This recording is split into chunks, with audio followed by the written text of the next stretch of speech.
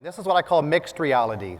We're lucky enough to make an application to a manufacturer and receive one of these early development units. What's different about mixed reality is I can see all of you.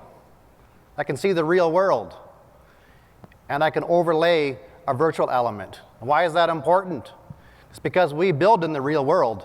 Now this headset is linked into ICE. I have Drew on the side running ICE for me.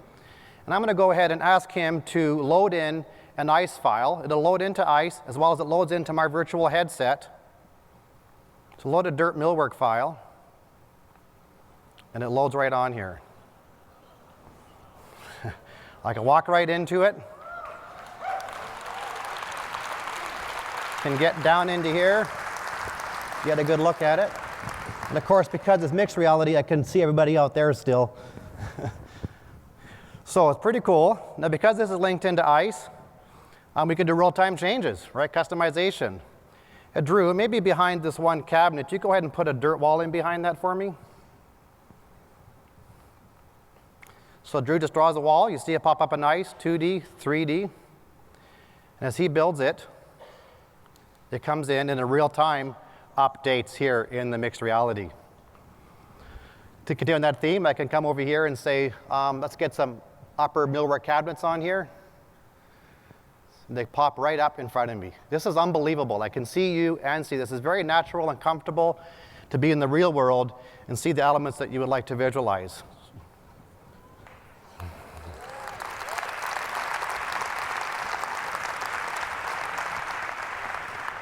Now, when we're working on this technology, linking the real world with the virtual world, we're in the lab trying to figure things out, wearing the headset, and I needed to make sure things were correct. So I looked at the millwork one day and thought, you know, I don't think it's the right height. I think we have a bug.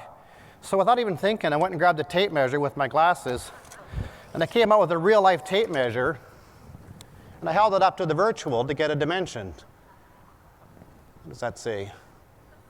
About 36, 37 inches. So does that sort of emphasize this is different? You know, when you could take a real tape measure and go measure a virtual element? So with that, I can go ahead and create elements myself. So Drew was drawing an eye line for that wall. Well, I can go ahead and look at this floor and click to actually create like a mouse click, glance over here and click again, and I can go and create that eye line in ICE. Right? So now you can interact with your world when you're in there and design it and make changes. It's not just participation. You can be in there being productive. So what I'd like to do next is go ahead and load a timber frame file. And we can bring timber frame in from a number of applications. And we can also draw mezzanines within ICE as well. So we're going to go ahead and load a file here. There. Holy wow. Now that's pretty quick. And it fills the stage pretty good. That's amazing. Wow. All right, so you get the idea here. All right, now, so what I'm going to do now is actually going to come down onto the floor here and sit with you guys. Hopefully everybody had a chance to get that app loaded. So you'll see an ICE Labs app there.